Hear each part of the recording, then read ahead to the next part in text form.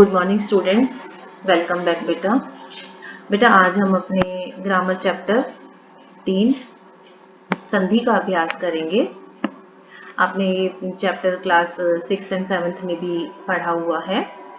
संधि का अर्थ होता है मेल या जोड़, अर्थात किसी चीज को जोड़ना। जब शब्दों के दो वर्णों के पास पास होने से उनमें मेल हो जाता है, तब बोलते समय उन्हें अलग अलग नहीं बोला जाता, बल्कि इनका उच्चारण एक ही साथ हो जाता है, और यही जो मेल है वो संधि कहलाता है। कहने का तात्पर्य क्या है? दो ध्वनियों के पास पास होने के कारण उनके आपसी मेल से उत्पन्न विकार, विकार होता है परिवर्तन, बदलाव, चेंजेस, संधि कहलाता है। संधि के तीन भेद होते हैं: स्वर संधि, व्यंजन संधि, विसर्ग संधि। स्वर संधि, व्यंजन संधि और विसर्ग संधि। सबसे पहले हम पढ़ेंगे स्वर संधि। दो स्वरों का आपस में मेल होने पर उनमें जो परिवर्तन आता है वह स्वर संधि कहलाता है। फॉर एग्जाम्पल, नर प्लस ईश, नरेश।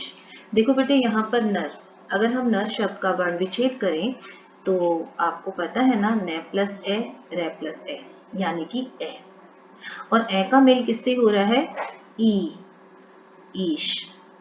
और ए प्लस ई जब मिल जाते हैं तो ए बन जाता है, यानी कि नरेश। ऐसे ही इति प्लस आदि, इत्यादि।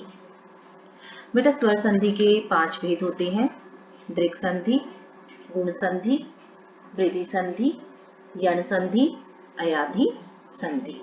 स्वर संधि के कितने भेद होते हैं? 5 भेद होते हैं: दृक् संधि, गुण संधि, वृद्धि संधि, यण संधि और अयाधि संधि। संधि का दूसरा भेद है व्यंजन संधि। संधि के कितने भेद मैंने आपको बताए? 3 भेद होते हैं: स्वर संधि, व्यंजन संधि और विसर्ग संधि। तो सेकंड नंबर पर कौन सी है? व्यंजन संधि। अपना पेज नंबर निकालिए, व्यंजन संधि वाला। व्यंजन संधि किसी व्यंजन का स्वर या व्यंजन से मेल होने पर जो परिवर्तन उत्पन्न होता है वह व्यंजन संधि कहलाता है। यानी कि कहने का तात्पर्य क्या है कि व्यंजन का मेल जो है वो स्वर से भी हो सकता है और व्यंजन से भी हो सकता है।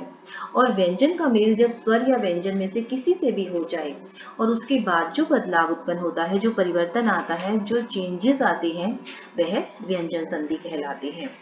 जैसे तत् प्लस लीन, तल्लीन, सत प्लस जन, सज्जन। ऐसे बहुत सारे व्यंजन संधि के जो एग्जाम्पल्स हैं वो हमें दिए हुए हैं। दिक् प्लस अंबर, दिगंबर, सत प्लस मार्ग, सन्मार्ग, उत प्लस ज्वल, उज्ज्वल, उत प्लस डयन, उड्डयन, उत प्लस हरण, उद्धरण। संधि का तीसरा भेद है विसर्ग संधि। विसर्ग के बाद स्वर या व्यंजन आने पर उनके मेल से जो परिवर्तन होता है वह विसर्ग संधि कहलाता है।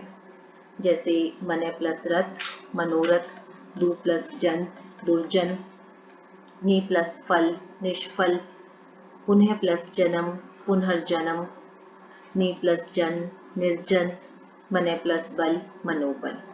बेटे, ये थे हमारे संधि के भेद। अब हम पढ़ेंगे संधि विच्छेद। संधि किए हुए वर्णों को अलग करके पहले वाली स्थिति में लाना संधि विच्छेद कहलाता है। जैसे तपोबल, तपे प्लस बल, मनोबल, मने प्लस बल, नीरस, नी प्लस रस। ऑल ऑफ यू क्लियर बेटा? अब बेटे, हमने संधि में क्या क्या पढ़ा है, संधि किसे कहते हैं, इसके कितने भेद होते हैं, उनको परिभाषित कीजिए। यानी स्वर संधि, व्यंजन संधि, विसर्ग संधि। संधि विच्छेद क्या होता है, संधि विच्छेद से क्या तात्पर्य है, स्वर संधि के कितने भेद होते हैं। अब आपको अपनी एक्सरसाइज में पेज नंबर 45, उसमें क्वेश्चन नंबर 1 एंड 2 आपको दिया हुआ है कि निम्नलिखित शब्दों का संधि विच्छेद कीजिए और निम्नलिखित संधि विच्छेद की संधि कीजिए। एक्सरसाइज का क्वेश्चन नंबर 1 एंड 2 पेज 45 पर जो दिया हुआ है, ये आपने खुद से करना है, और इसे हम नेक्स्ट अपने जब भी हमारी क्लास होगी उसमें हम इसे टैली करेंगे। ओके, गॉड ब्लेस यू बेटा।